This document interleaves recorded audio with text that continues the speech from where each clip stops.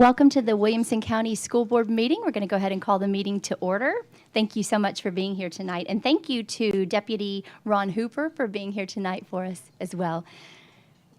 First, we're going to record attendance. School board members would record your attendance.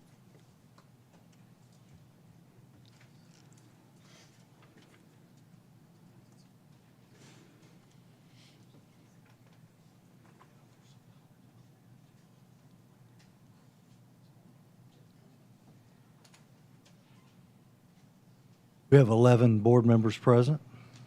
Thank you. Next on the agenda is our Pledge of Allegiance and a moment of silence, and our board member Sheila Cleveland is going to lead us in the Pledge of Allegiance. Please face the flag and repeat after me. I pledge allegiance to the flag of the United States of America and to the republic for which it stands, one nation under God, indivisible, with liberty and justice for all.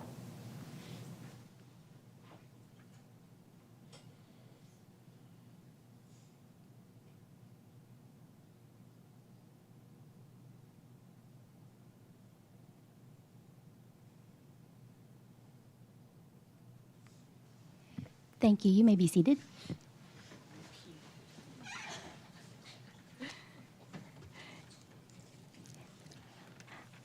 All right, our next item on the agenda is items of particular public interest. And this is the time of our meeting when we get to hear from our public. And tonight we have 5 speakers who've signed up. I will call you guys up in order of how you signed up, and I'll call you in pairs of 2. You don't have to come up yet if you're the second person. Just want to let you know that you're the next on the agenda. So first person is Ashley Leonardo, and I apologize if I say your name wrong. You'll see the 3-minute mark on the screen, so just pace yourself and know when your time is about to be up. So our first speaker, Ashley Leonardo. Hi. Thanks for having me. It's Ashley Leonardo. Thank you.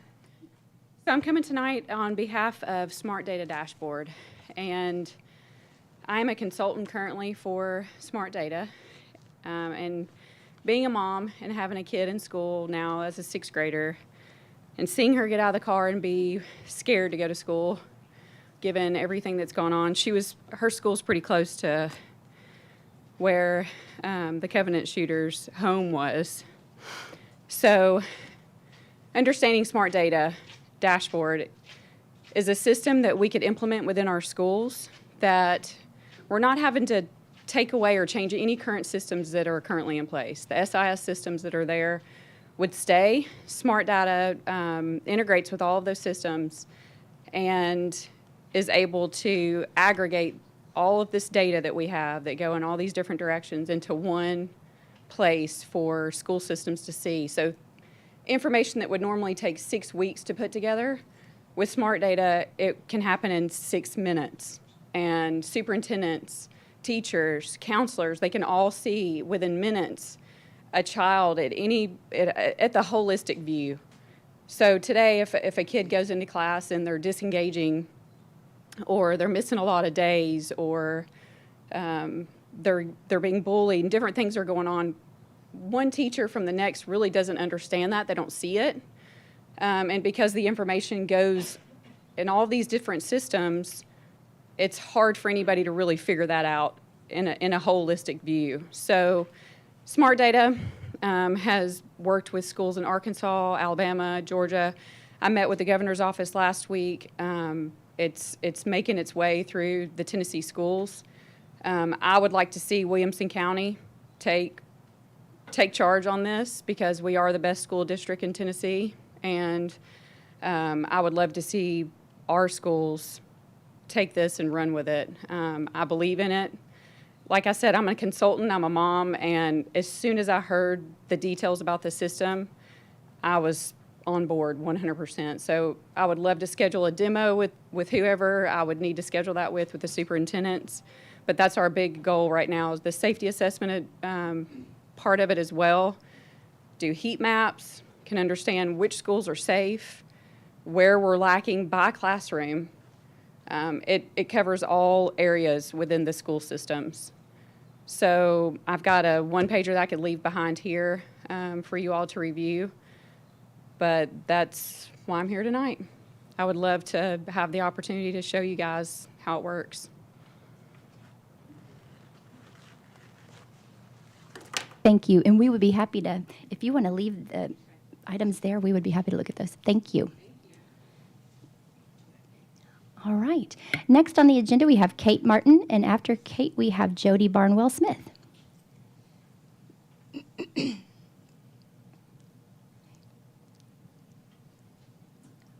Pardon? So I've had the privilege to work alongside many of you, but tonight I'm speaking to you as a parent and also as an advocate for inclusive education. I've spent my career empowering educators to teach all students with a 2-decade focus on students with disabilities. But in recent years, my eyes have been opened to a number of other barriers to inclusion, one of these being gender and identity. Our youngest child, Eli, who spoke to you all earlier this year, advocates for anyone that is systematically left out, even if that means testifying to the state legislature about their basic human rights as a transgender person. Every day they face hatred and rhetoric that comes from fear and a fierce protection of the status quo. The most common compliment we hear about Eli is that they're brave, and we couldn't agree more. However, what I'm asking of you today is to play your part in creating a world where Eli doesn't have to be so brave. Eli's experience as a transgender student here has been mixed, but what stands out consistently is the vast majority of their teachers and administrators want nothing more than for them to feel safe, accepted, and supported at school. What has also been consistent, though, is their fear. They're afraid that ensuring Eli's safety and acceptance might get them in trouble with the district or with the board. It's disheartening to think that creating an inclusive environment for a great kid like Eli could make them feel afraid. It feels important to say that silence is an action, that silence is a decision. So in the absence of clear support, our teachers and admin feel trapped between doing what is right and doing what they perceive to be allowed. Surely it's time to ensure that every classroom is a place of belonging for every kid. We need to acknowledge that students like Eli exist in every Williamson County school, many of whom hide for their own safety. Many experience abuse, neglect, and even being disowned by their caregivers simply because of who they are. And as Eli says, school is more than just a place to learn. It's a place to feel so safe and so accepted that you can learn. I learned something new yesterday that seems timely. Most people think that asthma is a condition where you can't take a breath. In reality, it's actually where your airway swells and the breath that you took can't get out. That precious oxygen that just came in begins to turn toxic because it can't get out and make room for the next life-giving breath. It feels like in Williamson County schools, we're holding our breath and it's turning toxic. We're walking on eggshells as we loosely hold the idea of including all kids while also being worried about the next people with power and loud voices who will lash out with accusations and platitudes about protecting children, just not mine. I realize that supporting a kid like mine might put your seat at risk. I realize that you may get ridiculed, even from your own family members. But remember that kids like Eli endure those hardships every day. I'm only asking you to be as brave as they are so they can take a deep breath and begin to thrive. I'm happy to be your ally in this work. If there's any way that I can be helpful, speaking, educating, connecting you with resources, whatever you need, please know that I stand with you and I believe in you. Thank you very much. Thank you. Next, we have Jody Barnwell-Smith, and after Jody, we have Neely Boyd. Hi, everyone. Since I've begun observing school board meetings and work sessions, I've started reviewing past policy discussions and decisions that you all have made. I'm just struck by the gravity of the work that you all do to make our community and schools the best they can be, and I just wanted to say thank you for your service. Now, Williamson County is truly a leader in the state of Tennessee, and whether by omission or commission, we set the tone and policy for the state. One report noted that on some issues, Williamson County is a county divided, and sometimes division is necessary. But one thing we all agree on is that keeping our children safe is of utmost importance. Support of school safety and experts like Mike Fletcher and Sheriff Rhodes is an effective way to bring our county together. 56% of all gun deaths in Tennessee and 31% of gun deaths of children and teens in Tennessee are by suicide. Child and teen suicide in Tennessee is 8% higher than the national rate, and that is 2011 to 2020 data. When I've met with Sheriff Rhodes to ask how to best support him and his staff, suicide prevention is always close to their hearts and always on their minds. I believe that is the case with our legislators as well. Representative Whitson is undoubtedly preventing many deaths from his work at the state legislature to prevent people from jumping from the Natchez Trace Bridge just right down the road from some of our homes. Researchers estimate that a suicide was averted in approximately 1 in 10 gun removal cases brought under one state's extreme risk law. Another law saw a 7.5% reduction in its firearm suicide rate in the 10 years following the enactment of its extreme risk law. In mass shootings, the shooter is often both suicidal and homicidal. In 32% of mass shootings, the shooter exhibited dangerous warning signs before the shooting. We have so many safety precautions in Williamson County, such as see something, say something, the ability to submit anonymous tips to the Williamson County Sheriff's Office and the SROs in every school, and among many other safety measures. And yet there is so much more that we can do to prevent harm and death in our schools and communities. There's more that we can do to enable our law enforcement and mental health professionals to do their jobs.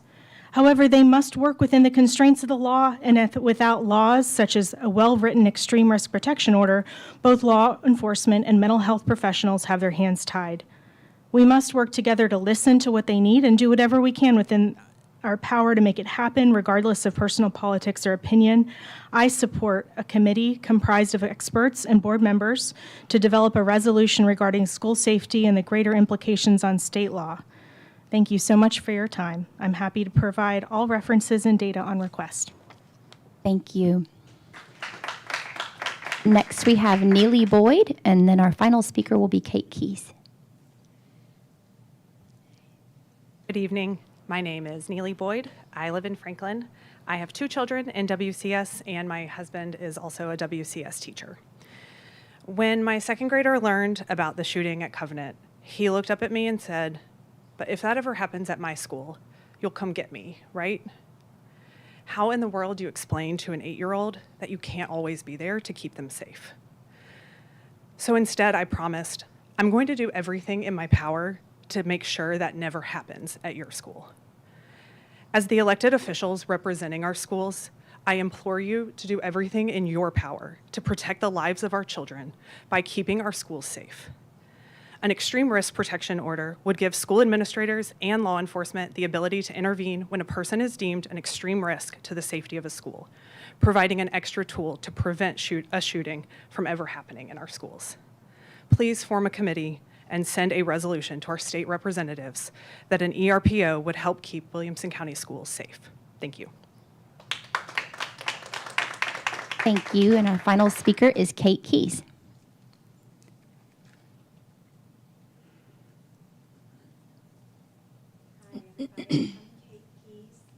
I live in Brentwood and have a sophomore at Brentwood High and one who graduated 2 years ago. I've tried to understand why anyone interested in educating children would want to limit a student's access to books. It's possible that the motivation is control or power, as it's certainly easier to control those who don't have all the information, who are ignorant. But I don't believe and don't want to believe that those advocating for restrictions to access to books are primarily motivated by the desire to keep anyone ignorant. Instead, I think you're primarily concerned with keeping children safe. These books contain language and experiences which may be considered offensive or difficult. So I think our differences are ones of opinion as to the best method for keeping our children safe. And I don't think it's possible to keep our children safe from keeping them from difficult information. History has shown that efforts to ban books or limit access to information are ultimately futile. Certainly in the age of smartphones, it's a nearly impossible task. We can't prevent our kids from hearing or seeing things that we wish they wouldn't. But I think the best thing that we can do is to keep our children safe by teaching them that they can talk to us about difficult things. The very goal of education is to learn to think deeply and discuss complicated ideas intelligently. The role of our education system is to provide the resources necessary to equip our children with skills to be able to do this, to think deeply, to discuss topics thoroughly, to even disagree calmly and respectfully. Teaching children that they are capable of thinking and discussing encourages their confidence.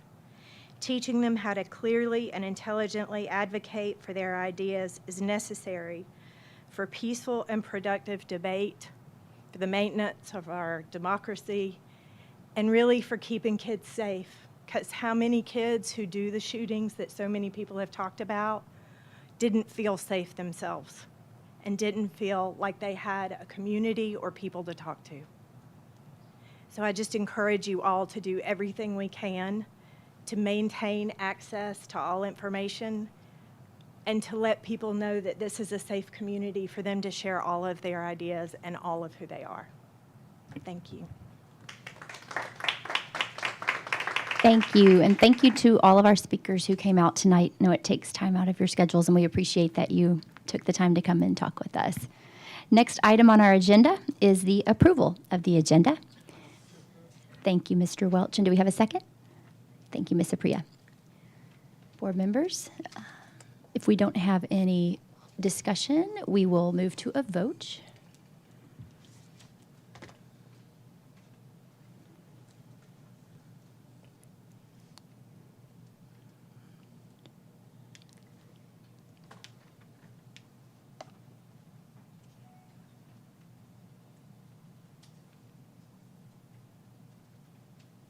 Your vote is 11 yes, 0 no. Thank you. With that 11 votes, we did approve the agenda for this evening. Next item on the agenda is to approve the consent agenda. Do we have a motion? Thank you, Mr. Mitchell, and thank you, Mr. Ha. Do we have any discussion? All right, we can move to a vote.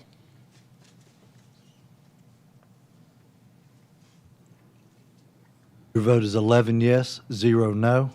Thank you. This passed, and with this approval, we approved the April 17th school board meeting minutes, the board policies for second reading of dress code and medicines, the Ravenwood High Band Tower, the High Performing School Districts Flexibility Act, approval to appoint Superintendent Jason Golden to serve on the Growth Plan Coordinating Statutory Designated Committee, and the recommendation for field trip fee requests.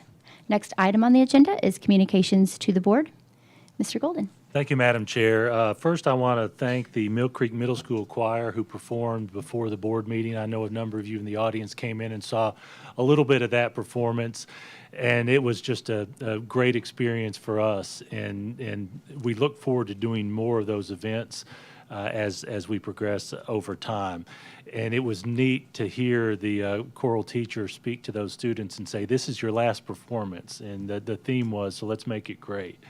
And that was really enjoyable to see the interaction of those students with their teacher. There's a lot of good work going on in our schools. I'm going to give a quick reminder and overview of some of the discussion points that we had at the work session. In number one, we talked about the strategic plan. We presented to you a draft strategic plan based on the work that we had gone through over the past 6 months or so with the help of Lipscomb University and their facilitators. We presented you that draft. As a reminder, I've invited you all to study that remember and review those processes we went through with so many stakeholders over the course of those months as you prepare for next month to vote on that. Certainly share your thoughts on those specific objectives and the focus points that we had on that strategic plan. We want to make sure we do it right. And as we've gone through this process so far, it's really felt that way, that we've had a lot of good in-depth discussions in ways we haven't had in past years. And so I'm very encouraged about where we are. I anticipate we'll make a couple of tweaks and adjustments to that based on the feedback that you give us as we prepare for June. Second, we spent a good bit of time talking about what we call the third grade retention law, the summer school law. We shared a lot of detail about where we're headed with this, really just in the timeline from last Thursday to the time summer hits. It's a very, very detailed process that we need to go through to affect that law that the legislature passed 2 years ago and made an adjustment to just a few weeks ago. And it's interesting that we talked about that detail and told you some examples of things we weren't sure about even now. Well, since our Thursday meeting, there's already been one adjustment from the state. We told you that we expected on May 19th, which is this Friday, that the state projected they would actually get the TCAP results to us and that they were not going to be able to differentiate between the approaching category and the below expectations category. And we were going to have to notify all parents probably Monday that their children fell below those two categories and needed some interventions either in the summer or later. Well, we're now told that the state projects are actually going to be able to get us that differentiation on Friday. So we're encouraged by that. We hope that we can share with parents a little bit more detail as we hit this Friday. As a reminder, there is a retake that is online that we project will be the next week.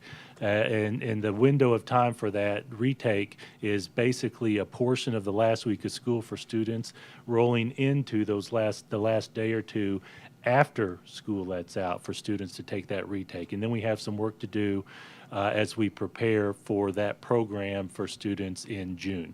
We have a number of students and parents who have committed to the summer school program at all those younger grade levels, but third grade is the one where there's a potential for a requirement for some of our students to take that as a condition of them being promoted to fourth grade.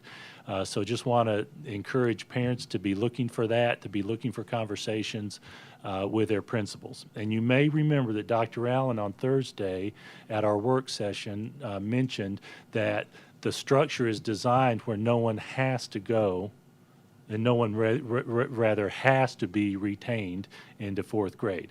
And the essence of it is, if you go to summer school, if you do the tutoring based on which category you fall, you don't have that requirement. I do have concerns about parent schedules. We've already heard stories about, well, we have non-custodial parents who are supposed to have a child in the summertime and they live out of state. What happens with my child in those contexts? There will be a lot of very specific, detailed conversations between principals and parents over the next 2 weeks as they prepare for that. And we're going to have that responsibility to comply with that Tennessee law.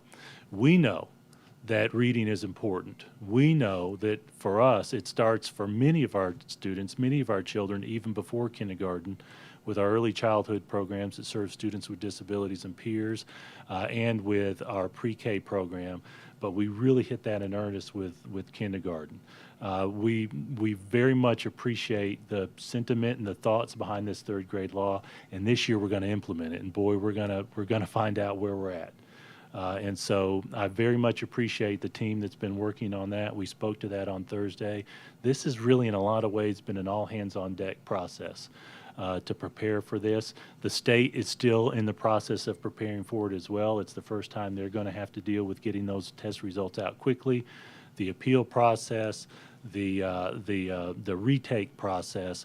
But my final point on that is parents of third graders be looking for those conversations next week as we hope that we receive those test results this coming Friday as we're having this meeting today. Next, I did want to mention to you, Eric Welch presented a resolution to you for discussion at the work session. There was a lot of discussion related to that, and it's been recorded. It's posted on the internet. Certainly invite you all to go back and review that. Where we landed after that discussion was our administrative team is going to do some work. We're going to do some research. We're going to talk to some of our stakeholders, law enforcement, some of our state legislators, to get a feel for what is the best possible route for you all as a school board to find a way to increase student safety, to improve student safety. We know that the governor has asked for a special session, and that it's been scheduled in August. And so we're going to be working with that in mind, and work off the comments that you all had related to the resolution and the detail of your discussion. The chairperson and I, we will have some discussions in early June about where we are and come up with a recommendation to you all for a meeting to discuss our next steps as we prepare for that August state legislative session. The bit I've seen from the state is that they are still working on that as well. And so I anticipate that we'll learn a little bit over these next few weeks about where they might be headed, and they may ultimately not know where they're headed until that August special session as well.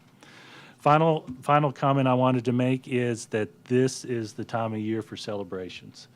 And I mentioned to you so many celebrations that our students had over these last few weeks, and there are more to come.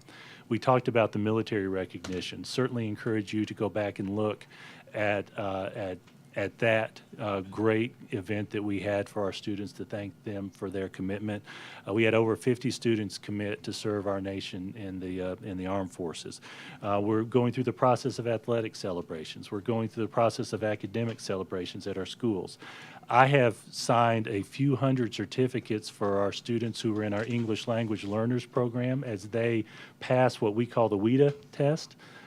And matriculated out of that program. So Joseph Winery, who you all don't hear about very often in our English language learners program, and his team are so many teachers are doing a tremendous job. I joked that I was developing a repetitive work injury for having to sign so many certificates for those students. And the final celebration that we talked about was the arts. We had an arts celebration just a couple of weeks ago where so many of our students performed as exemplars of all the arts. And I want to mention a couple really neat results from that production. I think you all know that the executive director of the CMA Foundation attended that event.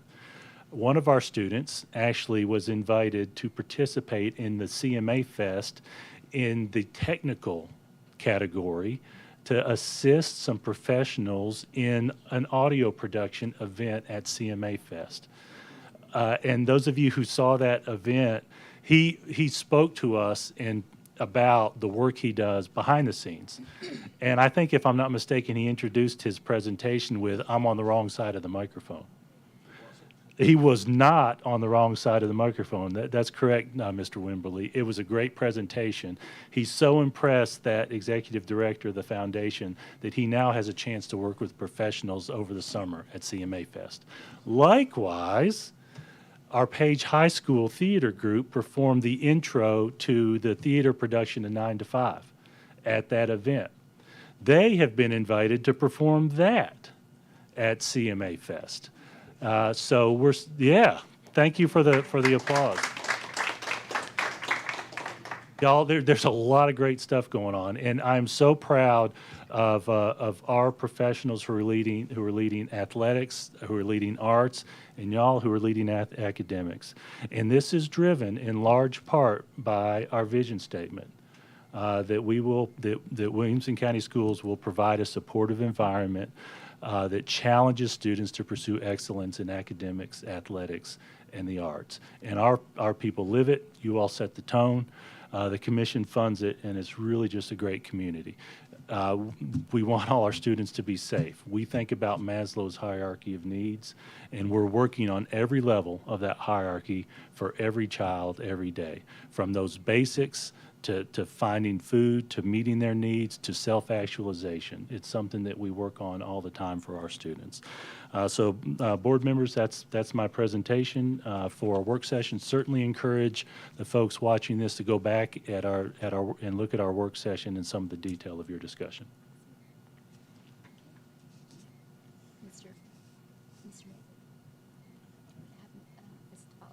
Oh, thank you. Thank you, Madam Chair. Our next item is Corey Mason from our Communications Department. Carol Birdsong is out. Corey Mason has close to 100 A lot. celebrations. So we're going to go ahead and keep on emphasizing the points I was making just a minute ago. Mr. Mason.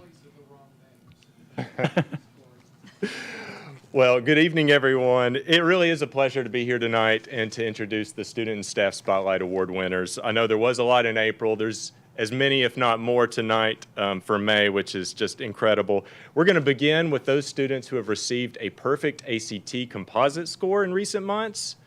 And you guys, in all my years with the district, I've never seen this many celebrated this achievement at one time. It's absolutely remarkable. We're going to begin with Brentwood High School, and Garrett Crouch, he received a perfect composite score on the ACT. Also from Brentwood High, Ryan Dawson, Ella Gamble, Josephine Gilbert, Adam Jaser, Taiga Koyama, Clara Beth Lee, Amy Park, Ali Sadikyar, Davis Veazey, and Brooks Wheeler. From Centennial High School, Cody Williamson got the perfect ACT score. From Franklin High School, Rachel Ailon, Caden Bridges, Owen Gimignani, Jackson McDonald, and Alexandra Saliutina.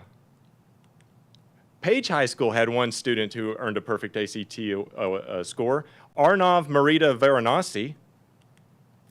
3 students from Independence got this honor, Gianna Ross, Elijah Sauer, and Miles Wyckoff. From Nowensville High, Wilson High, and Daniel Rambo earned this honor.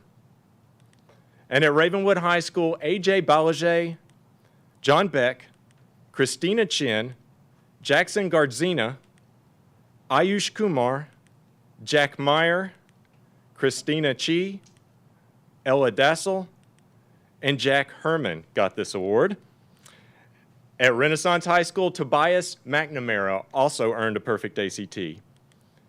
And lastly, from Summit High School, Jackson Stinson got the perfect ACT. We're going to switch gears and move on to the National Academy of Television Arts and Sciences. Now, this is the organization that puts on the Emmy Awards every year, so they have a Student Production Awards here regionally. It's a big deal, and our students did incredibly well. Starting with Brentwood High School, this group, Lila Husband, Granger Wang, Parker Wild, and Connor Vanderpool won first place in Best Newscast. Grace Constantine from Brentwood High won Best News Story. And Lila Husband and Linnea Dobe won Best Animation/Graphics/Special Effects. Their teacher at Brentwood High, Sloan Ashworth. Franklin High School also had a good showing. Barrett Sheets, Blaze Camerson, Anna Ray Jones received the award for Best Arts/Entertainment and Cultural Affairs. Claire Corney and Lily Buchanan got the award for Best Commercial. Hinton Lanier won the award for Best Animation, Graphics, and Special Effects, actually tied with those Brentwood students that I mentioned earlier. And Lydia Wellborn won the award for Best Talent. Ethan Whitfield got the award for Best Writer. Their teacher at Franklin High School is Carrie Thompson. I'm really excited about this one because this is from Fairview High, and this is their first ever Natus Award win. Hudson Hargrove, who you see here, he won the first place award for Best Music Video. Their teacher there is Rob Gregory. Fantastic job for them. And at Ravenwood High School, Miles Raymer, Ansel Anderson, Jake Hillman, and Jack Woodside won the award for Best Fiction. Trip Scouten, who you see here, he won the award for Best Writer, which he tied with Ethan Whitfield from Franklin High School, but he also won first place for Best Director. And their teachers there at Ravenwood High School, Megan Sanchez and Chelsea Kite. Now to marketing, and DECA had its state competition recently, and our students did fantastic. At Brentwood High School, Adrienne Terre-Noir won first place in retail merchandising. At Brentwood High School, Arshia Malhotra got first place in business services marketing series. Colin Carpenter, first place in personal financial literacy. Catherine Wolke, first place in entrepreneurship series. Maggie Winkler, first place in human resources management. Olivia Candelaria, she won first place in hospitality and tourism operations research. Sasha Villaruz, first place in sports and entertainment marketing. William Hong, first place in financial consulting. Neha Thanagalvilan and Parker Dixon, first place in the DECA campaign chapter campaign winners. And these have all been from Brentwood High School. As you can tell, they have one of the largest, they actually have the largest chapter in the state of Tennessee. So they won the award for membership campaign and largest chapter. Their teacher there, Lisa Neese, has got that program just rolling. They're doing great work. Also at DECA, I love this picture. If you can see this picture, it just makes me smile every time I see it. Deepak Balamuragan got first place in business finance, and his teacher there at Nolensville is Leslie White. At Page High School, Allie Conkle, Parker Levy, and McKenna Poole got first place in the Startup Plan Division.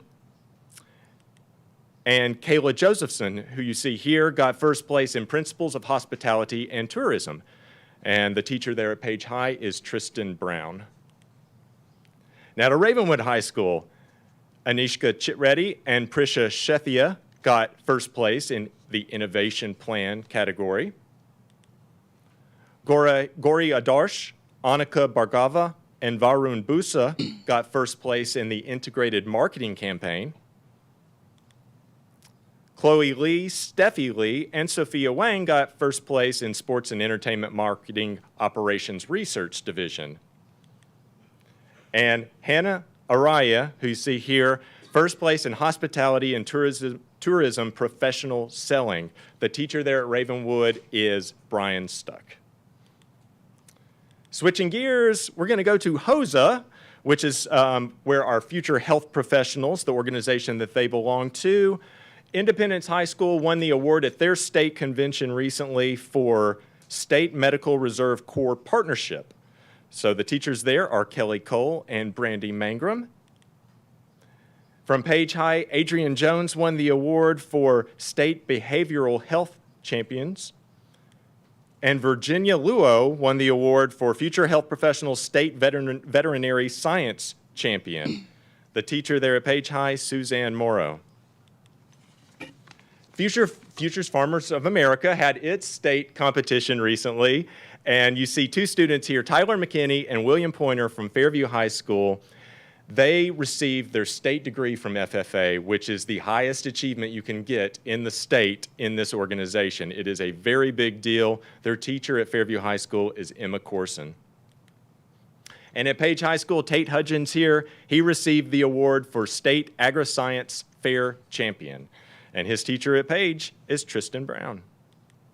From farming to technology, Tennessee Technology Student Association had its state convention recently, and Adwit Satyawadi, Swayam Batra, Sashank Dara, Joe Jamalamudi, Srikar Kusumanchi, and Anik Polapali got the award for the VEX Robotics Championship. They are from Ravenwood. Also from Ravenwood, Malvika Rao, Aditi Jindal, and Prisha Shethia got the award for Audio Podcasting Championship. And also at Ravenwood, Seshadithya Saravanan got the award for State Future Technology and Engineering Teacher Championship. And their teacher there at Ravenwood is Jeremy Paisley. From Legacy Middle was one of the only middle schools who also competed in this state competition, and they did incredibly well. Legacy Middle, Krishna Deepak, who you see here, got the State Career Preparation Championship. Abby Everett and Melinda White won the State Challenging Technology Issues Championship. And Melinda White also got the State Digital Photography Championship. Charlie Burke, Cade McReynolds, Tucker Mize, Logan Rivers, and Maverick Rupert, they all worked together to get the State Inventions and Innovations Championship. Matthew Clements, Krishna Deepak, Dash McLeod, and Leighton Taylor, they won the Junior Solar Sprint Championship. Daniel Ball, Dash McLeod, and Kai Schwab, they worked together for the State Mass Production Championship. And Emily Chambliss, who you see here, she won the TSA State Promotional Marketing Championship. And then last but not least, Logan Rivers and Kai Schwab got the TSA State Technical Design Championship. And all of those students from Legacy Middle, their teachers are Robert Baltz and Amber Whiting. And we have two staff spotlights to mention tonight. One of them, you heard his name earlier, Jeremy Paisley from Ravenwood High School. He was named the TSA High School Advisor of the Year. And lastly, Allison McSwain from Legacy Middle School won the Bells Lipman Award, which is presented each year by the Tennessee Holocaust Commission to a handful of teachers from around the state who have shown excellence in the teaching of the Holocaust. And that concludes it. Congratulations to all of our state winners and our spotlights and staff. Incredible. Thank you, Madam Chair. That is my report. Thank you. Thank you so much. Lots to celebrate at the end of the year. Next item on the agenda is the board chair report, and then we have new business. I'm going to go ahead and combine board chair report with new business. The first item is evaluation of superintendent, which is an annual agenda item. Just wanted to talk with you about what that is. So we have two parts to this superintendent evaluation. There are three annual goals that were set by Mr. Golden, and 5 demonstrable characteristics. The 3 goals were strategic plan, the staffing and pay plan, and satisfaction and retention. The 3 goals represent 80% of the evaluation. Then the characteristics represent 20%, and those 5 characteristics are student achievement, board relations, community relations, staff relations, facilities, finance, and HR. And the board, each individual member of the board takes time to review each of these areas and rate Mr. Golden on his performance across these areas each year. And the goal is for Mr. Golden to achieve better than a 3, and he did surpass that goal. 3.67 in the 3 annual goal section and 3.97 in the characteristics section. Would love to open the floor to Mr. Golden to provide some comments if he would like, and then open the floor to the board members as well. Thank you, Madam Chair, and I want to thank the board for sharing your thoughts. When I think about evaluations, I actually think about an ongoing process over the course of the year and the conversations that we have. And I want to thank you for those conversations. Certainly invite you to continue to have conversations with me as we all work as a team towards growing this district. This really is a team effort. The work we do is hard. The work we do is worth the effort. And I want to thank our leadership team for their full commitment to what we're doing in all aspects of it. We always have opportunities to grow. And I always take those suggestions that you all give to heart as we continue to find ways to improve and grow the district. So thank you for the evaluation. Thank you for the confidence you have in us. And thank you for your leadership, the commitment you make in running for office and taking of your time to help do good for our community. So thank you, Madam Chair. And Mr. Welch? Superintendent Gold, I just want to congratulate you on another great school year, almost. Little ways to go for across the finish line, but almost there, and another great evaluation, which you earned. I know on ours, I can't imagine there's a superintendent in the state that has higher expectations put upon them, both because of the district that you're at and the high expectations that we have for Williamson County schools and our students and teachers, but also the high expectations we have for you based upon the standard of excellence that you've set over many years in multiple roles here. So excited to have you and look forward to another great evaluation next year that you will once again earn, I'm sure. Thank you, and thank you again to the board members for taking time to provide comments and get those evaluations, and very important part of the process. If no further comments, we'll go ahead and cast votes to approve Mr. Golden's evaluation. Oh, yes, motion first. Mr. Welch, do we have a second? Mr. Mitchell, thank you. Now we can vote.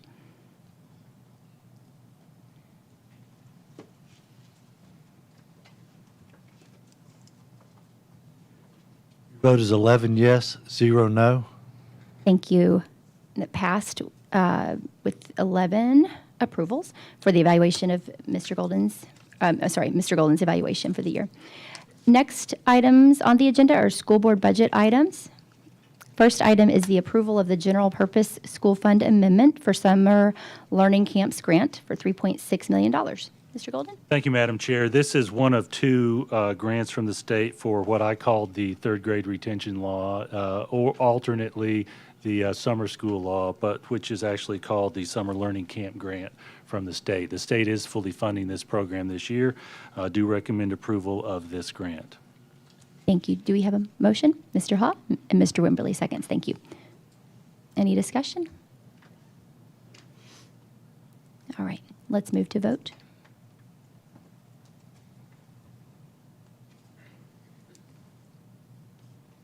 Vote is 11 yes, 0 no.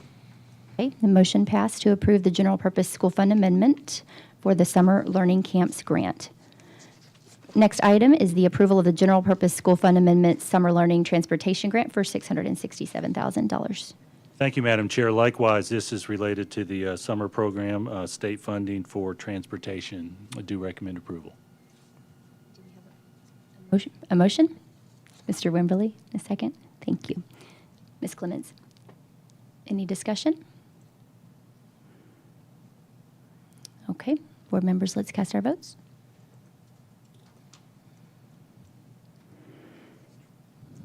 Vote is 11 yes, 0 no. Thank you. The motion passed for approval of the general purpose school fund amendment for summer learning transportation grant. Next item is the approval of general purpose school fund resolution additional SSS expenses for $725,000.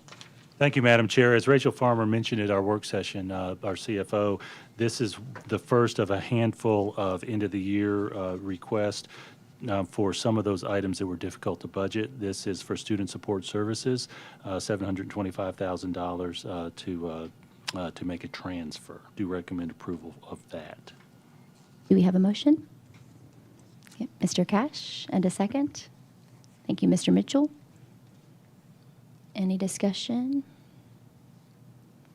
All right, board members, let's cast our votes.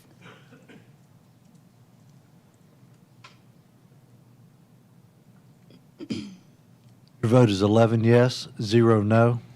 Thank you. That motion passed to approve general purpose school fund resolution for additional student support services expense.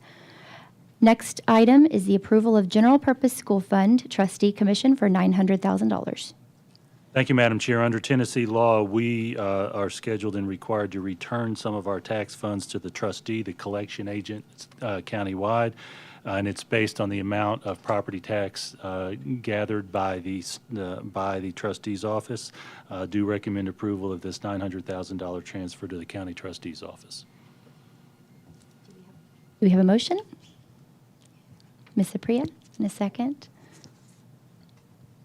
Mr. Beasley, thank you. Any discussion? We vote this down. What does that mean? Okay, if you vote this down, we'll still have the obligation. But the ball may be in someone else's court to enforce that. Ms. Farmer, any substantive answer to that question? Okay, no.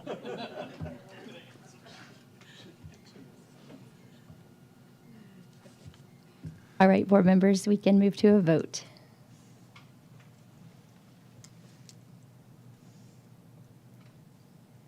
Your vote is 11 yes, 0 no. Thank you. The motion passed to approve the General Purpose School Fund Trustee Commission, $900,000. Next item is the approval of General Purpose School Fund resolution for the ESCO payment of $1.1 million. Thank you, Madam Chair. We're a few years into what we describe as an ESCO process, which is an energy savings program where we were able to do some capital improvements based upon an audit of the savings we could get in our energy bills with particular capital improvements. And this is the annual payment.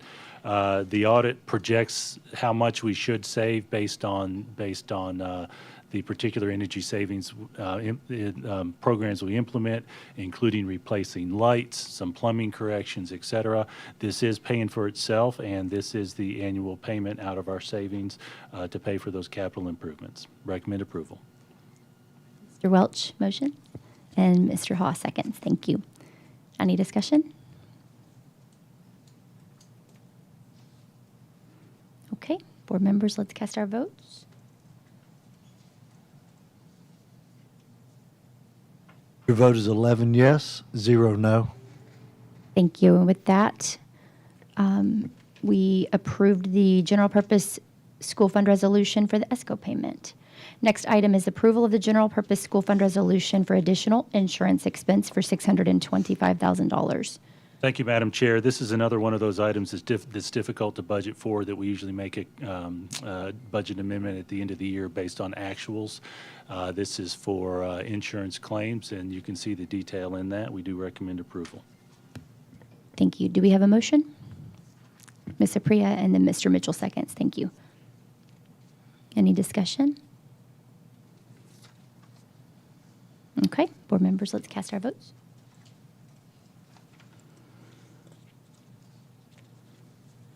Vote is 11 yes, 0 no.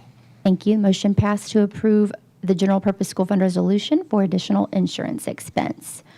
Next item is approval of General Purpose School Fund resolution reallocation of salary lines for $4.8 million. Thank you, Madam Chair. This is a proposed movement for the 2% mid-year pay raise that we enacted on January 1st from the fund balance to all the appropriate line items district-wide. Do recommend approval of that.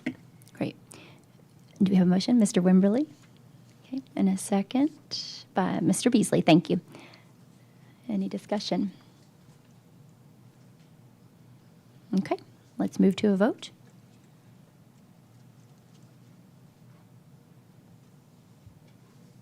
Vote is 11 yes, 0 no. Thank you. Motion passed to reallocate salary lines. Next item is approval of General Purpose School Fund resolution reallocation to contract services, $300,000.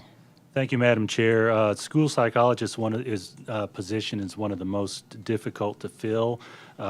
We still have the responsibility to provide the services, so this request is to move $300,000 from the personnel line to the other contracted services for the work we did to fulfill those requirements. Do recommend approval. Thank you. Do we have a motion? Mr. Welch, thank you. Mr. Haw, seconds. Thank you. Mr. Cash? Thank you, Madam Chair. Mr. Golden, how many teachers are we short, or psychologists are we short? I'm going to turn over to Ms. Hall to ask about specifics. It has varied over the course of the year just a bit. Can you give Mr. Cash an approximate number? I believe we are short 2. It's not down a huge number like it was a couple of years ago, where we were really struggling with 10 or 11 openings. It's fluctuated. I think we're at about 2 right now. Mr. Cash, if I may, related to that, our school psychologists are actually paid at a 10% over the teacher line based on the shortage that we identified about 2 years ago. Okay, thank you. Just wondering. Mr. Mitchell? Thank you, Madam Chair. Mr. Golden, relative to the pay for this psychologist, how does that align to the contract cost when we have to go out to and hire them from a third party? So it's a little bit more expensive because it is a private provider. I don't have an exact number. I can make sure we get that to you. Typically, when you have a private provider, they do have a profit margin built in. We have a handful of contracted services. Our custodial is the most obvious, and they use a lot of part-time people to fill in spots. For the school psychologist work, it is substantially more. So have we done any type of analysis on our pay structure for psychologists? If we're unable to fill it and we're having to pay a premium for third-party services because we're required to fill that, what are we doing to address the salary concerns, I guess, that is keeping us from hiring? Well, yes, we have, and That's assuming that salary is the reason we're unable to hire. well, it's a combination of just the total number of psychologists available plus income. So there's a shortage in Middle Tennessee. 2 years ago, one of our neighbors used the ESSER money, a bit of their ESSER money, to offer large bonuses in mid-year. And we lost some school psychologists who left for those bonuses. We did substantially increase the pay at that point, 10% plus a bonus. We are still offering that 10% over the teacher scale plus a signing bonus. We've eliminated, if I'm not mistaken, somewhere around 80 to 85% of the total shortage based on that. And so we were, at the end of this year, as Ms. Hall reported, we were too short.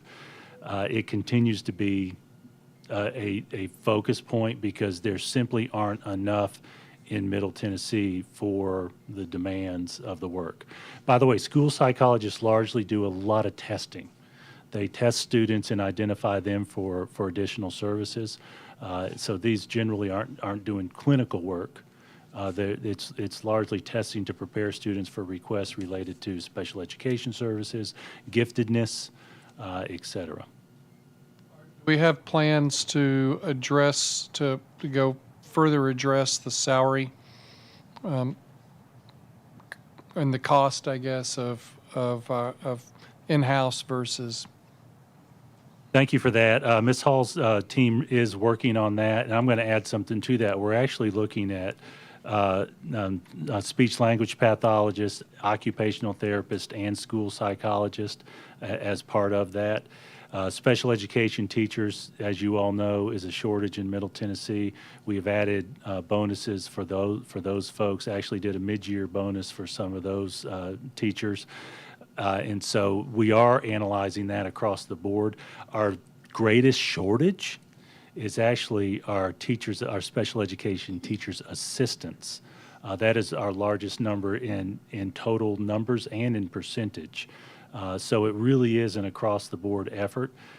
We recommended in the budget 2 months ago that 6% pay increase. It is possible that based on market conditions, we may come to you in the fall based on where we see the market with our hiring with some requests based on that study mid-year. Thank you. Okay, board members, we can move to a vote.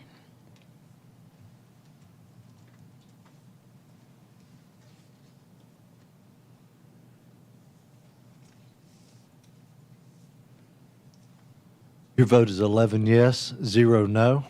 Thank you. The motion passed to reallocate funds to the contract services line. And next item on the agenda is approval of general purpose school fund resolution for additional operational expenses in the amount of $488,000. Thank you, Madam Chair. If you see the detail of this, the lion's share of this is for portables. I want to mention that largely it's portables at Brentwood Middle, Page High School, and College Grove Elementary. The commission funds those growth locations for capital, and often in that window of time between us making the request, we do hit that point of being overcrowded. And so it's something that I see as a powerful reminder to the commission that we do need those capital funds to improve and expand those facilities when they come. That is an element that we needed to include as a supplement to the budget this year. Do recommend approval. Thank you. Do we have a motion? Ms. Clements, in a second. Mr. Welch, thank you. Any discussion? Ms. Sapria? I just had a question. I noticed this, well, now it's gone off the screen, but I didn't notice it at the work session. I just noticed it now, the third, thank you. Where it says, whereas there is also a need for additional legal fees, but at the bottom it says it's janitorial, and it didn't match up. It mentioned portables, paper, and then the top portion says legal fees, with the bottom portion Thank you says- for that. I did not notice that either. I believe that is a typographical error. Thank you for pointing that out. Madam, I'm going to look over at Ms. Farmer. Ms. Farmer, how should that read? Should say janitorial. So with your approval, we will, and Mr. Cook, I don't know if we need an amendment, but with your approval, we'll correct that to janitorial.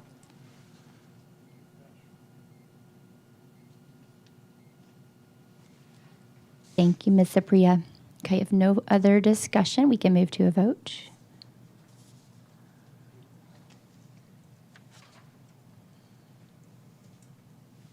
Vote is 11 yes, 0 no. Thank you, and that motion passed to approve additional operational expenses in the amount of $488,000. Next item on the agenda is approval of general purpose school fund resolution for additional fuel costs in the amount of $580,000. Thank you, Madam Chair. This request is based on the increase in fuel cost over budget. Do recommend approval on that increase. Motion for approval. Mr. Cash with Ms. Sapria seconding. Any discussion? Okay, let's cast our votes.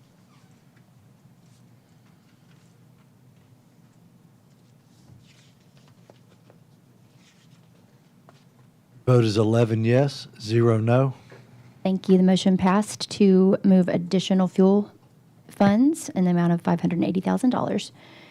Next item is approval of central cafeteria fund resolution, additional cafeteria expenses of $660,000.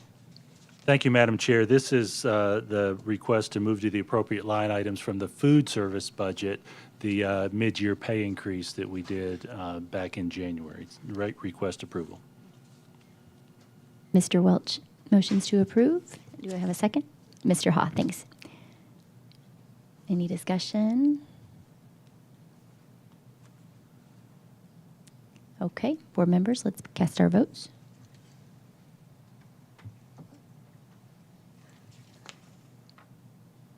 Vote is 11 yes, 0 no. Thank you. The motion passed to approve central cafeteria funds in the amount of $660,000. Next item is approval of extended school program fund resolution for extended school program expenses of $107,000. Thank you, Madam Chair. This is the school-age child care program that's titled Extended School Program, what we think of as SAC, for that pay increase as well, to move that to the appropriate lines. Recommend approval. Thank you. Mr. Welch, motions to approve. And do we have a second? Ms. Sapria, thank you. Any discussion? Okay, Mr. Cash? Thank you, Madam Chair. I'm just wondering, is there any chance we can expand on how many kids can go to SAC?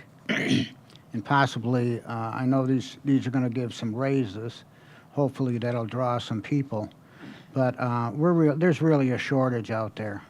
Thank you, Mr. Cash. We have some of our school sites. Let me step back. Every one of our elementary schools has a school-age child care program, which provides care in the mornings before school and care in the afternoons after school. Some of our schools are fully staffed, but a large number of our schools are not fully staffed.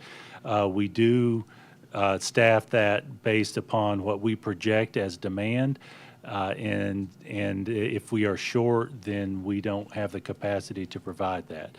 We've done a little bit of research on that, and our pay right now for child care workers is competitive, maybe about $1 above the average in Middle Tennessee for child care workers, but we're still short in some of our regions. More particularly in the middle of the county and on the Brentwood side, we're especially short.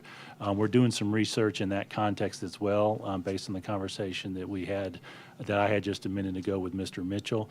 Dr. Oyer is the assistant superintendent who has responsibility for the SAC program. Dr. Oyer, is there any other detail you'd like to share? No. We are consistent.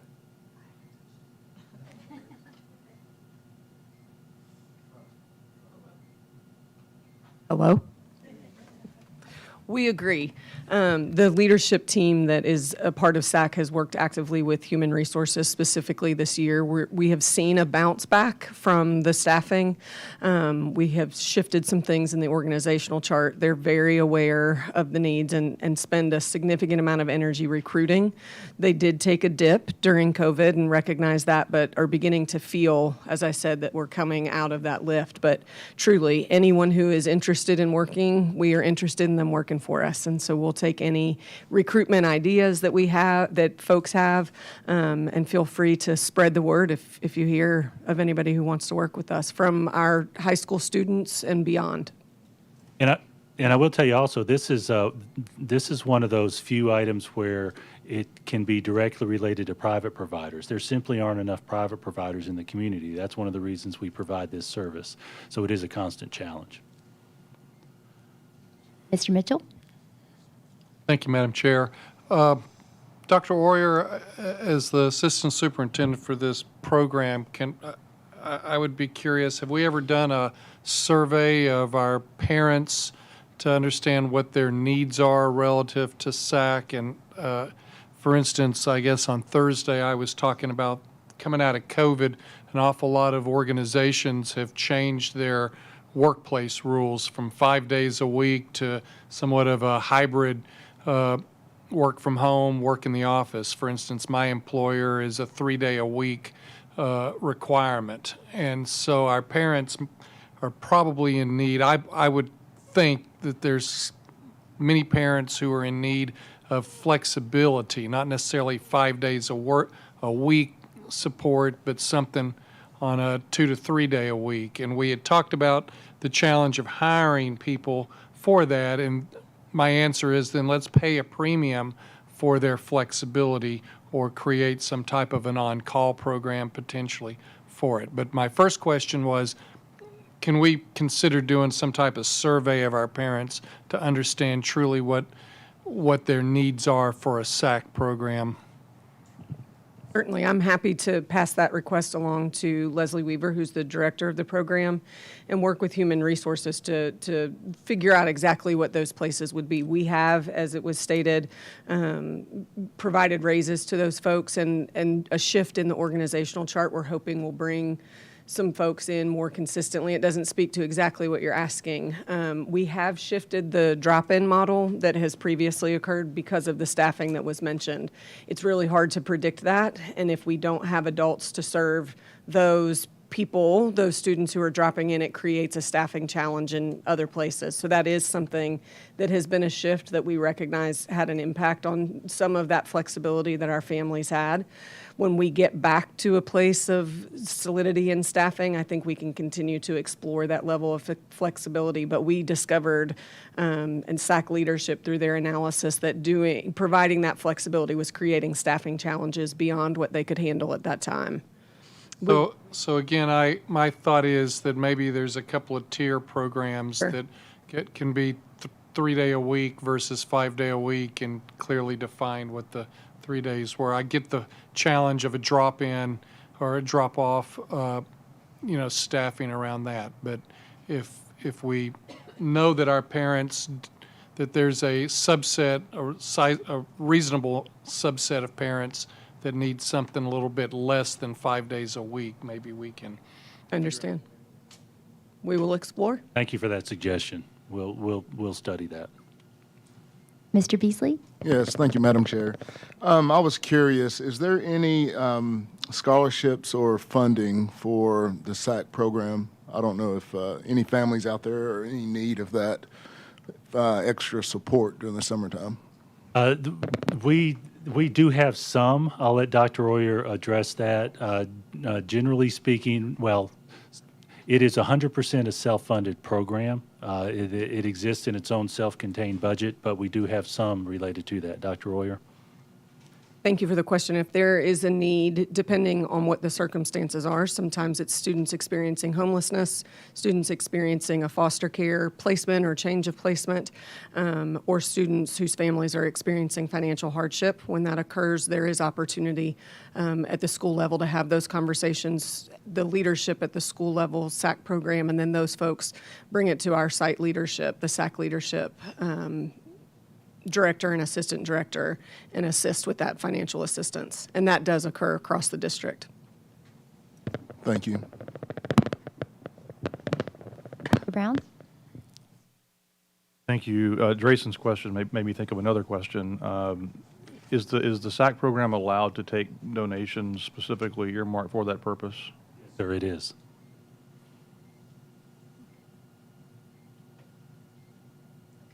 Board members, thank you for your questions. If no other discussion, we can move to a vote.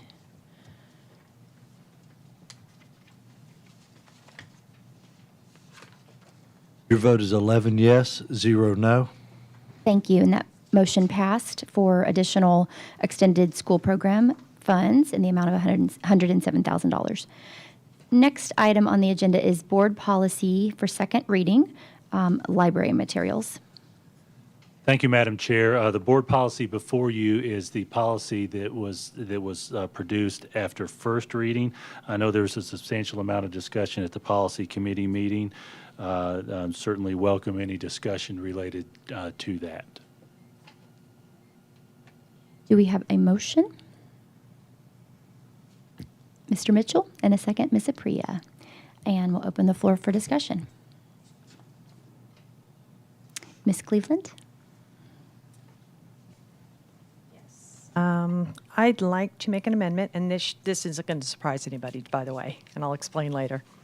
I'd like to make an amendment to make an additional addition to the policy, and it's to read, a written notification shall be provided by the principal or assistant principal to all parents, guardians of students in the same grade band levels, schools within 7 days immediately after the ad hoc materials review committee presents its written recommendation to the principal and the superintendent. The notification shall include the title and author, challenge the material, the recommendation from the ad hoc review committee, and the process of the parent guardian should follow to opt his or her child out of checking the library materials.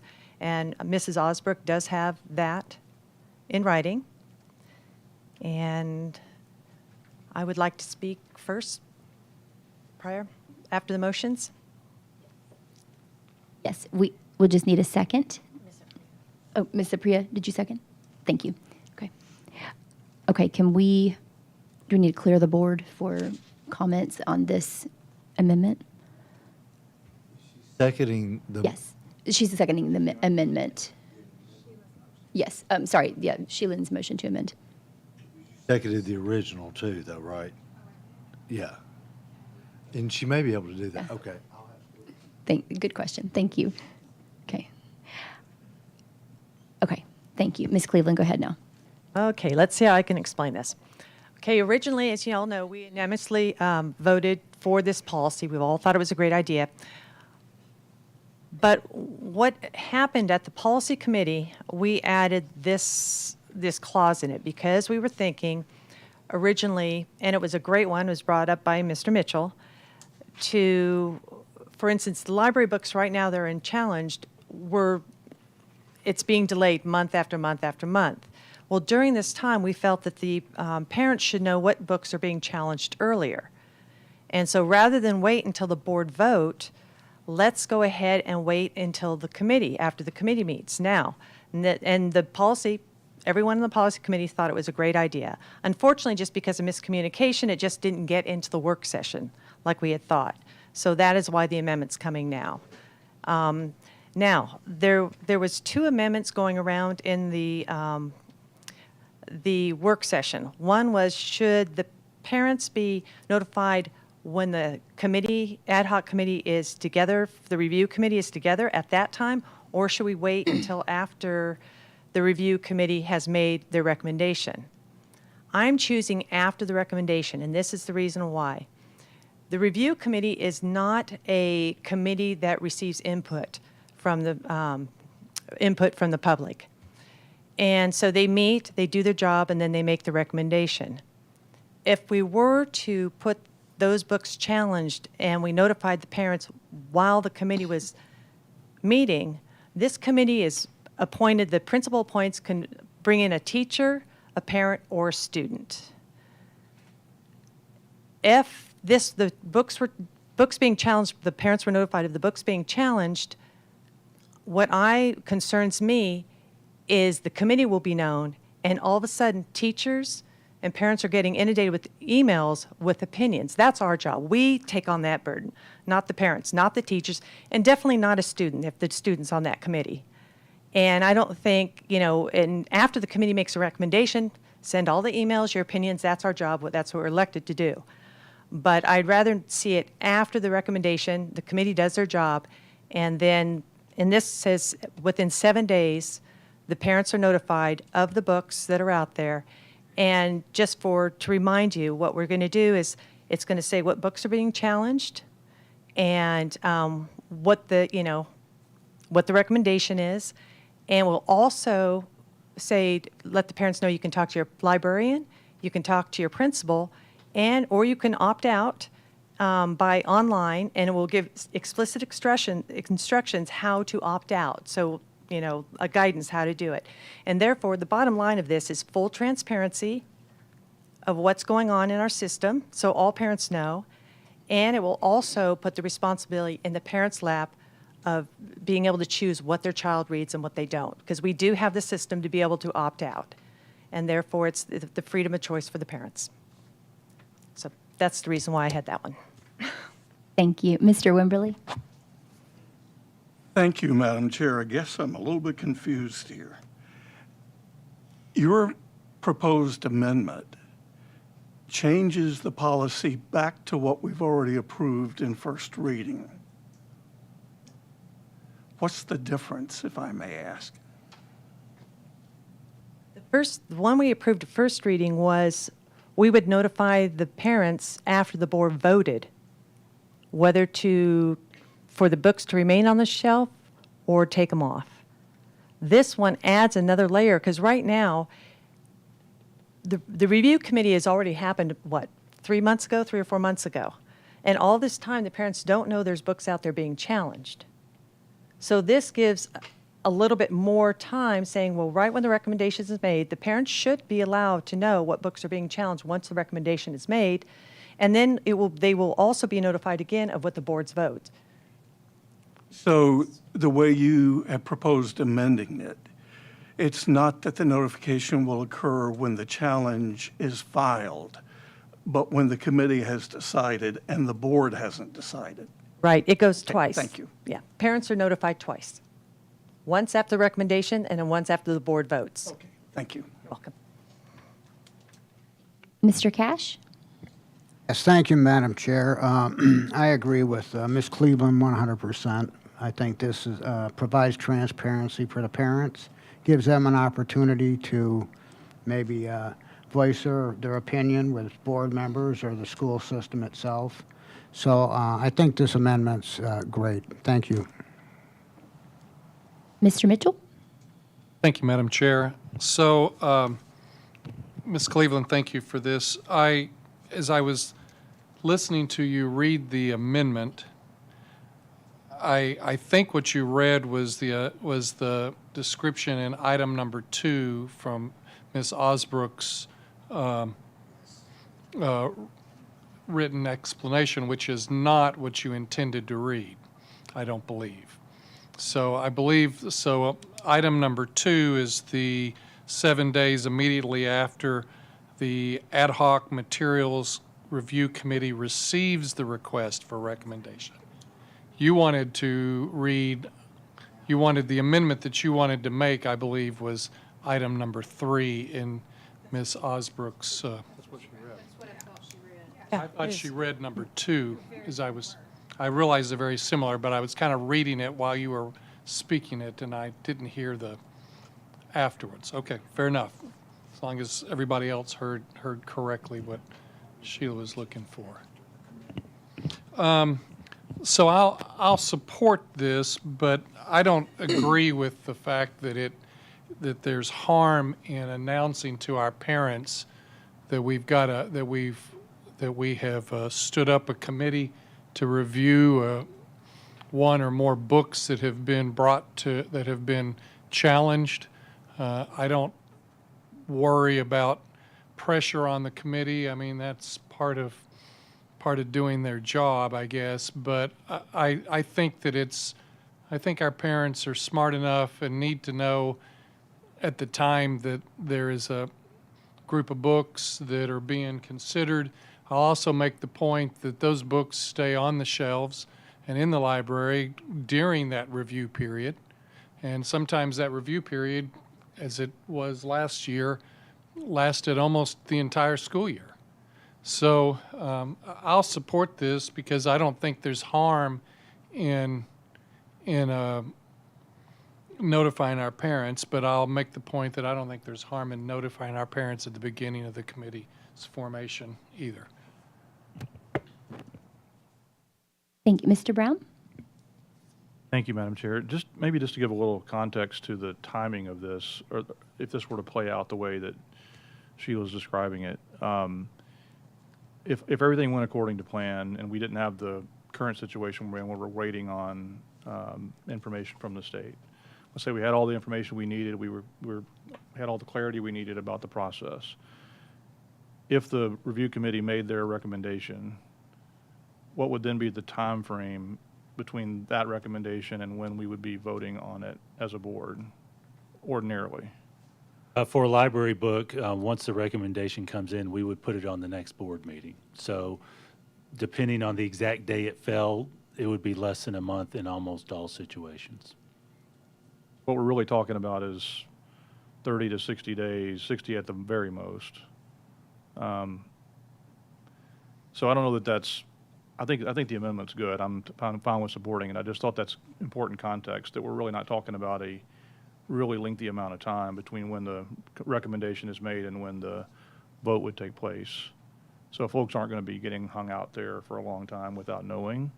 But I don't think there's any harm in more transparency. I think more transparency is always good. Thank you. Ms. Supriya? So this kind of is a follow-up question to what Mr. Brown just asked. Is it going to be a little bit excessive to get 2 emails potentially like really close to each other? Because I fully support the amendment. I think that's the perfect time, and I support sending the email to parents and giving them all the information and having them have an option for opting out and clear instructions. I think that's all good. I just wonder if we really need to do both, or if we could just send that email.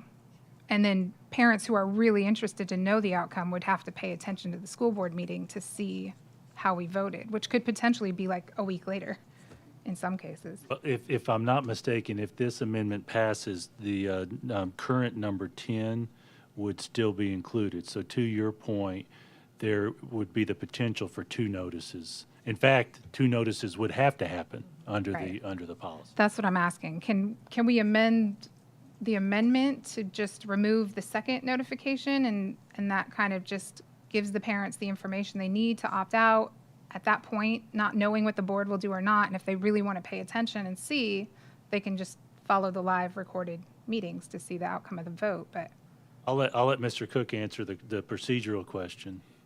Sure. Okay, we've got a motion to amend by taking out the last sentence. Number 3, which reads, notification shall include last sentence, parent should follow. So all you're doing is amending this to remove the second notification. Got a motion on the table. Do we have a second? Would anybody like to second Ms. Apria's recommending or motioning that we remove the second notification to the parents? So the parents would get a notification at the time the committee is about to go into their Time they review. Send at the time they make the recommendation. Okay. Point of information. Sure. So by doing this, we'd be essentially taking out the part that we agreed on in the original first reading vote, which was to notify once after the disposition by the board. Is that correct? So right now, if we approve Ms. Cleveland's amendment, we'll be notifying twice, because we've already done a first reading that says we'll notify them once, and then during the policy committee, we agreed that maybe the notification should come before the board takes a vote. I kind of understood at that policy meeting that that would be the only notification. I feel like there's a lot of parents out there that are going to be a little bit sick of double notifying and all the emails that might come through. So. Oh, thank you. Okay. Does that make sense? Are we in discussion Mr. Brown, now? yes, we just got a second from Ms. Cleveland. Mr. Brown and Mr. Beasley, you want to punch in too? Okay. Am I on? Okay. So to me, if we're only going to have one notification, the more important one is the disposition of the board, by the board, not, and ultimately what parents would want to know is, what did the board decide to do with the recommendation that was brought forward? So I thought by adding the other notification, it was really more of a courtesy to say, while we're waiting for the board to act, by the way, this recommendation has been made by the committee. So it was more to give them a heads up that a board vote is coming, just in case. That's more of the courtesy vote. The more substantive notification is the one about what the board decided to do with the recommendation, in my opinion. So I'd be a no on the amendment. Mr. Beasley? Oh, sorry.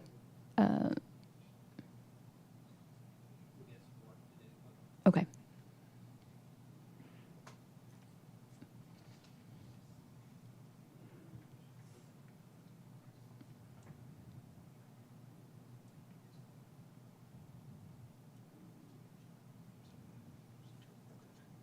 Thank you, Madam Chair.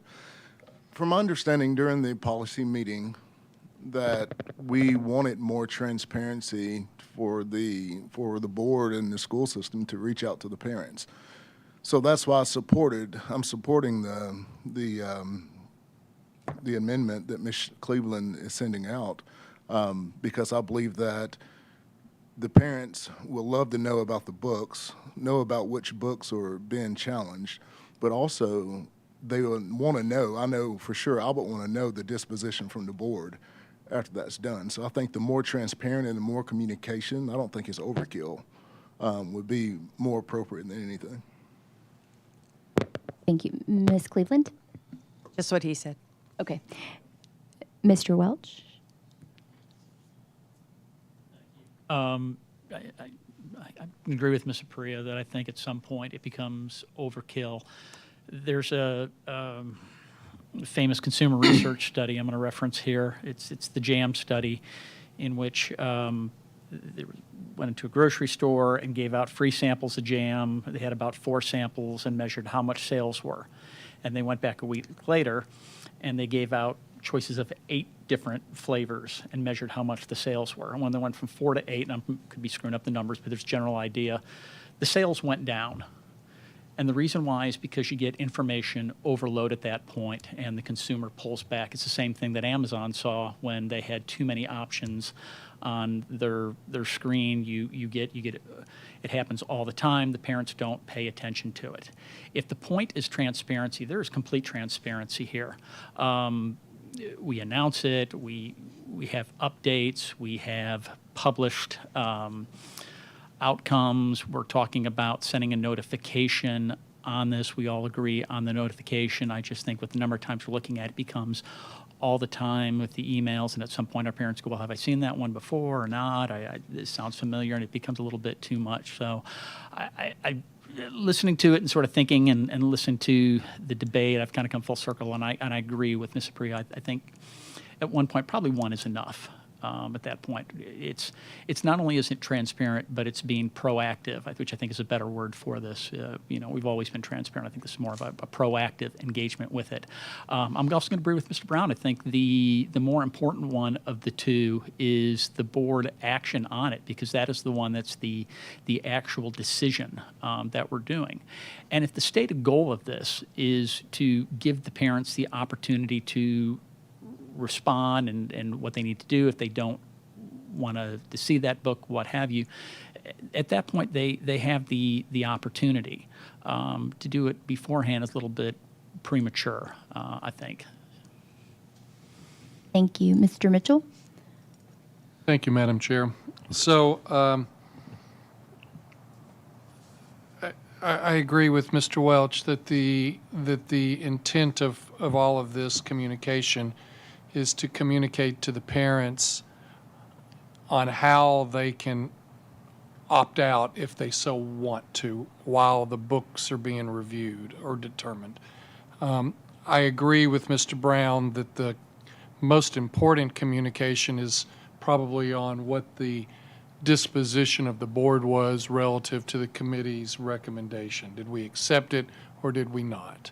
And what is the ultimate result that's going to happen on the books? Are they going to be removed or are they going to be left in?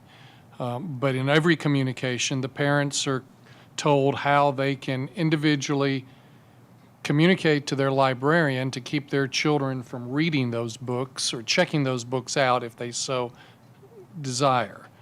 In the situation that we're currently in, we would have had a communication, had this amendment been in place, we would have had a communication probably, 3 months ago, 4 months ago, and we're still waiting for the last communication because we've tabled and deferred and we've pushed the vote out for multiple months.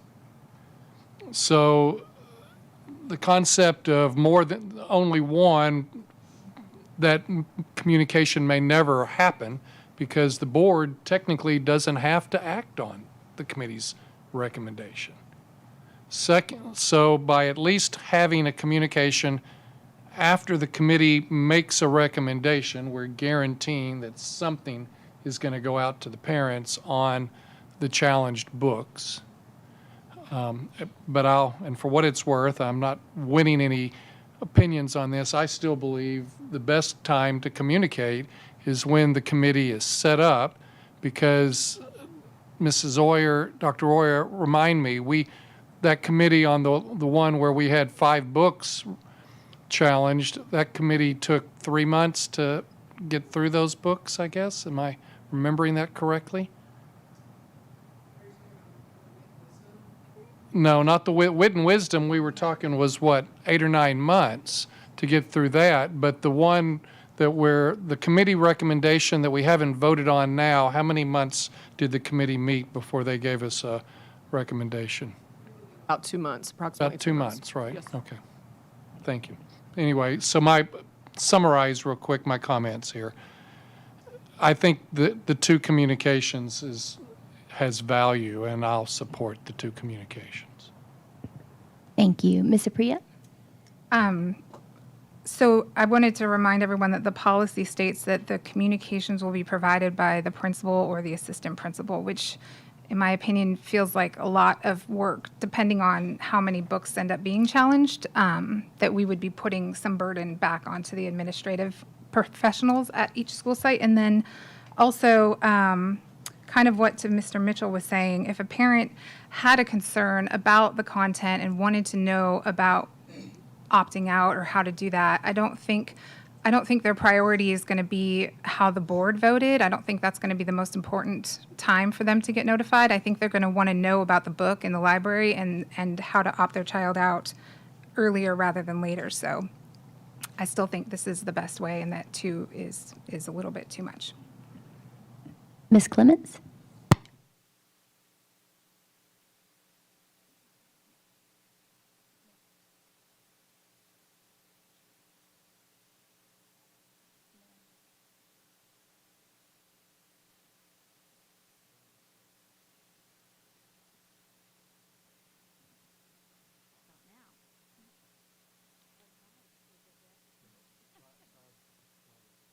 How about now? This, okay, yay.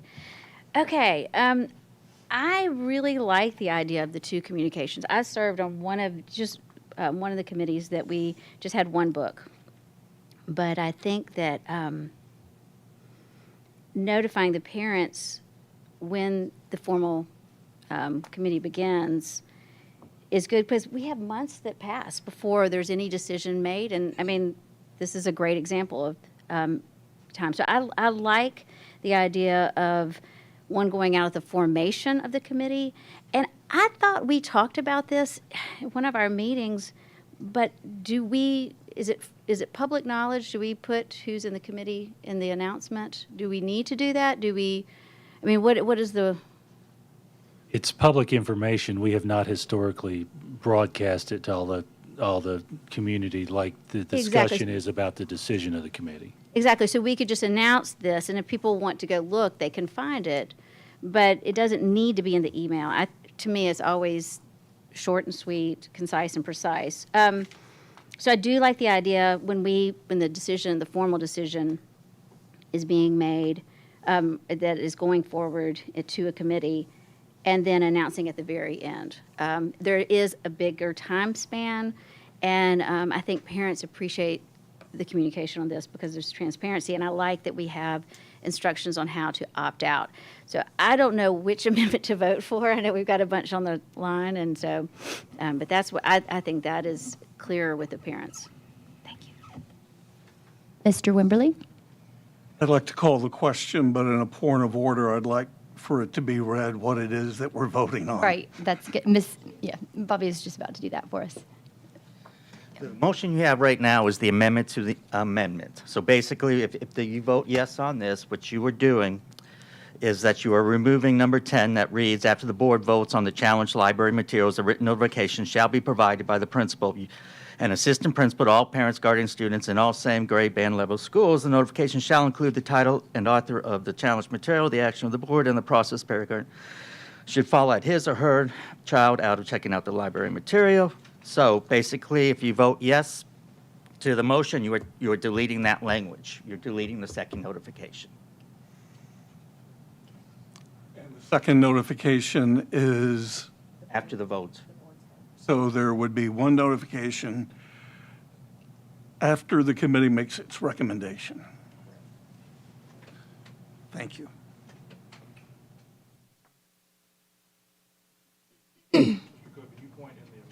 Current draft where the first notification is referenced, just for clarity? It's in the First Amendment, which is the third option you were given in the email, basically. So it's in what Sheila read originally? Correct. Your second notification is contained in the number 10 that's currently in there. So basically, you are amending it to take number 10 out. Second motion that you will be voting on, should you pass, is going to be accepting number 10 into the policy. One more point of information, though. We did not vote on Sheila's amendment yet, though. Not So yet. it's not attached to the policy Yes. currently. Correct. You're just voting on the amendment to that amendment. So if we vote for Jen's amendment, then where we find ourselves is that the policy as written has no notifications in it. No, because you still have the second amendment to deal with, the original primary saying- amendment. I'm- You've got a primary and a secondary amendment. I'm saying until we vote on the primary amendment, there's no notification language in there. I'll take care of that amendment, so you will be voting on it. It's just a point of order. I made a motion to call the question, and I don't think we've dealt with that motion. I know, yeah, okay. Although that was good, I think. Do we, Need a second on that. we need a second, the call to question? Mr. Welch? No one, I don't think anybody's. Do we? But I'm going to ask one more time. Explain what a yes vote means. And if you could, don't mention the sentences. Just speak in the terms of the notifications. If you vote yes to this amendment, to the amendment, you are keeping in the language that will provide for that second notice once this board makes a decision. If you vote yes, you're taking it out. That's correct. You're correct. Just one So if you're notification. voting yes, you're deleting number 10 that's currently there. You're deleting that second notification provision. So you will only do that for If you vote yes, you are deleting what was approved, the notification that was approved for first reading. But if I may, I hate to add to it. If I may, this is an amendment to the amendment, and then the amendment sits with adding one notice. And if it fails, we're back to the existing language that's in the packet.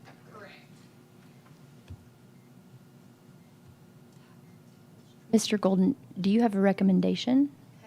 Are we ready for recommendation? Madam Chair, I'm tempted to recommend we take this back to policy, but we're not going to do that.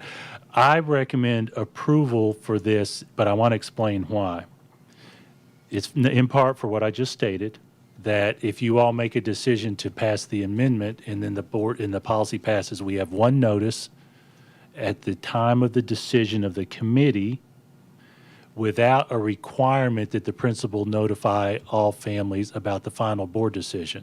We will post the final board decision regardless. So because of that, I recommend approval of this. It eliminates the requirement for two notices. That eliminates the potential that individuals just stop reading our messages. We usually are very careful about that, and we'll post that. I will tell you administratively, it also does not prohibit us from sending another notice out. It just prevents the requirement that we send two. So that's my recommendation. Recommend approval of this. Absent any further discussion on the amendment, the original amendment, I intend to recommend approval of that.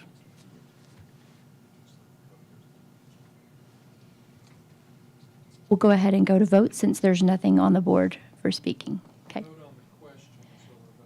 I'm sorry. We don't have to- recommend on the, what was, Since there's nothing on the board, we can go to vote. Okay. We can go to vote since there's nothing on the board. So we're voting on Ms. Apria's amendment to the amendment. Okay. Board members, please cast your votes.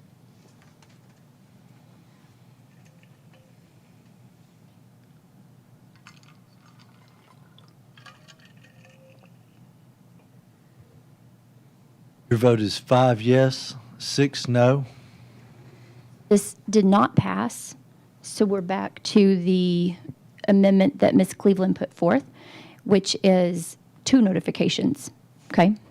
So we need to now open the floor for discussion. We have Mr. Golden's recommendation, unless you want to amend your recommendation. if there's any discussion, we'll see.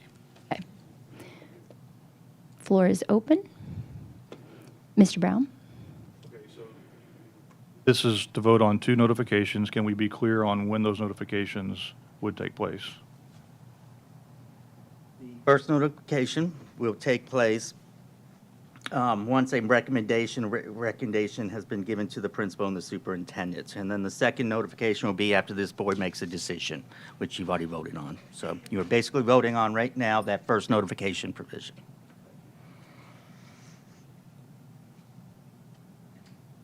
Recommend approval. Ms. Clements? Dare I? Oh, wait, that one doesn't work.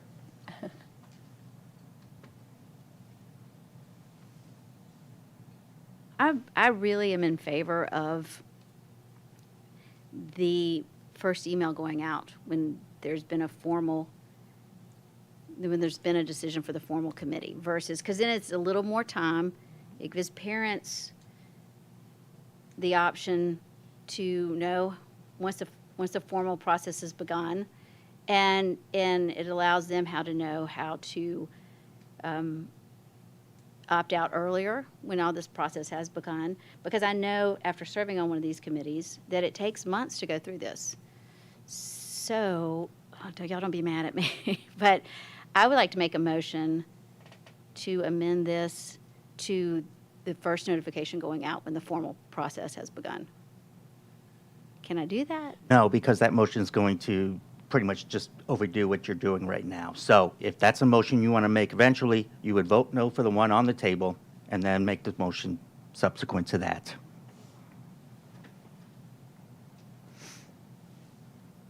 I swear to God. Mr. Welch. Lieutenant Golden, how many books do we have in the library, in a high school library? Ballpark. Ballpark, somewhere between 10 and 20,000. I'm sorry, how many? 1,000, so. 10,000 or so? Let's call it 10,000. Okay.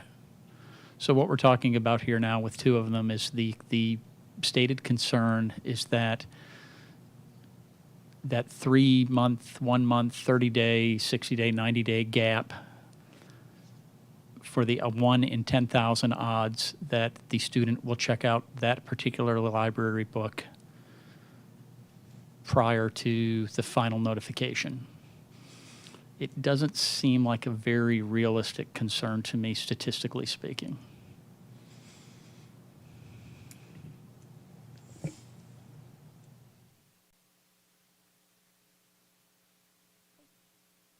Board members, I think we can cast votes on the amendment on the floor. Recommend approval. Thank you.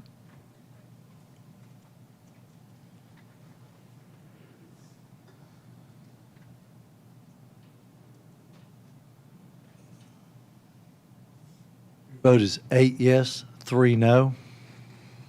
Okay, motion passes. Back to the original motion, and this is for the board policy second reading library materials with the amendment incorporated. Okay. Mr. Brown. Okay, so I'm going to make a motion that I think everybody would agree with because it takes a burden off the principals. So let's go to item 10 or section 10 that we've now adopted. Jen made a point that I took notice of when she said that there's a burden on the principal and the assistant principal to make these notifications. Correct me if I'm wrong, but we're saying here that all students in same grade bands at every school in the district.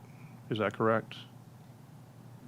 If there's one recommendation by the committee and one vote by the board, everybody in that grade band across the district is being notified. That's the way I read it.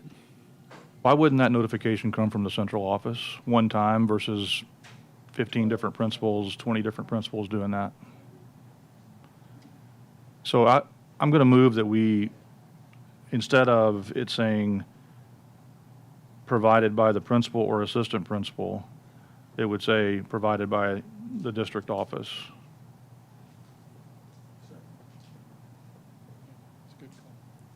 Thank you. We have a second by Mr. Wimberly, so we will open the floor for discussion on this amendment. And that's to shift responsibility to central office. Ms. Cleveland?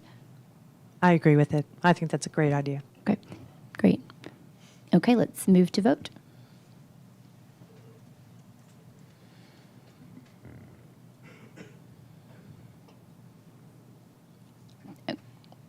Vote is 11 yes, 0 no. Thank you. That motion passed. So now we have an amended amendment and to the original reading, second reading of the library materials policy. And we are back to discussion on this amended policy. Okay. Any discussion on this policy before we go to vote? Yeah, sure. Bobby, do you want to have the honor? What you are voting on now is a written notification shall be provided by the main office principal, or what was the word you used? Central office. Central office, provided by the district office, to all parents, guardians of students in all same grade band level schools within 7 days immediately after the ad hoc materials review committee presents its written recommendation to the principal and to the superintendent.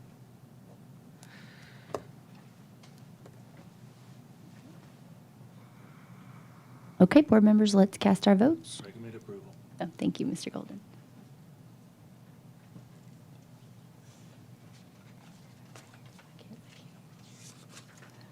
Your vote is 10 yes, 1 no.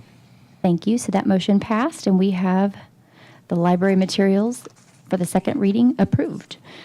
All right, next item on the agenda is approval of PECA Memorandum of Understanding. Mr. Golden. Thank you, Madam Chair. Annually, we present to you what is called the PECA, the Professional Educators Collaborative Conferencing Act agreement between the WCEA and Williamson County Schools. And this is based on a decision every 3 years that our teachers make for representation in this. And then in between those 3 years, there's discussion among the team related to pay, working conditions, and benefits. So you have the presentation from that conference for recommendation. And I want to thank our leadership team who works through this, and Dr. Webb leads that. And I want to thank the WCA, and Laura Clayman has led that group this year. Do recommend approval of this draft for next year. Do we have a motion? Mr. Wimberly, and a second? Mr. Mitchell, thank you. Any discussion? Mr. Brown? Jason, on section 3.5, there's an addition there of the words "as approved by the district superintendent" when it comes to the appointment of a part-time association president. Can you explain why that language was added, and if so, why was that not within your purview before? Yes, sir. So the discussion here is there's a possibility that the association might have a president who is actually not working for us during the window of time that they're president, but paid through a possible grant or some other funding. The discussion I had with our leadership team was, I'm concerned about the possibility of filling that position if someone is out. And so we have that language in there to address that possibility. And the team, including our teachers, recognize that our number one goal is to make sure students are served. So that's why that has been added.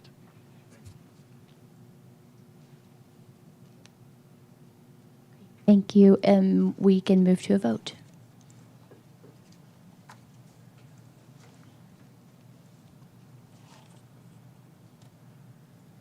Vote is 11 yes, 0 no. Thank you. And this motion passed for PECA Memorandum of Understanding. Last item on the agenda is the approval of the certified and classified pay schedules for 2023 and 2024. Thank you, Madam Chair. As you know, you approved the proposed budget for the board, for the county commission, rather, to make a final decision on in late June.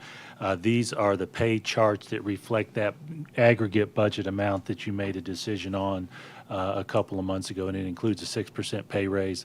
I will point out specifically, we have many teachers, a few hundred teachers, who actually are off the pay scale. They will also get that 6% pay raise that you approved a couple of months ago. Do recommend approval of these pay charts. Thank you. Do we have a motion? Ms. Cleveland, in a second. Mr. Welch, thank you. Mr. Hall. Thank you, Madam Chair. Mr. Golden, I just wanted to underscore something you said, I think, about 4 or 5 hours ago in this meeting.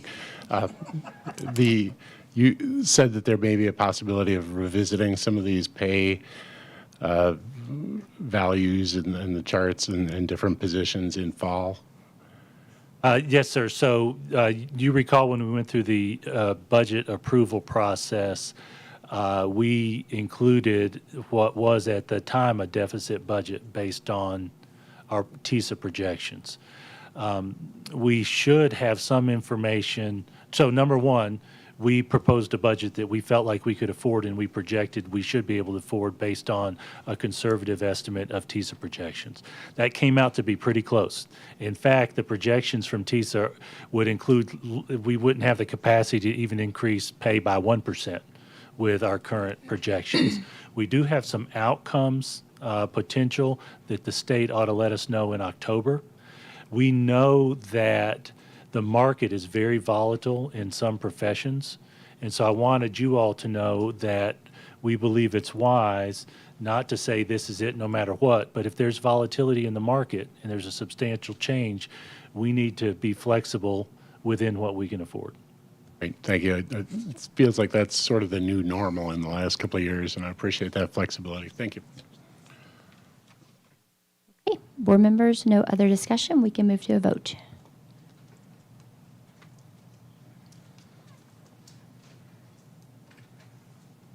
Your vote is 11 yes, 0 no. Thank you. And that motion passed. And that was for the approval of the certified and classified pay schedules for 2023 and 24. That was the last item on our agenda, in which now we are adjourned. Thank you.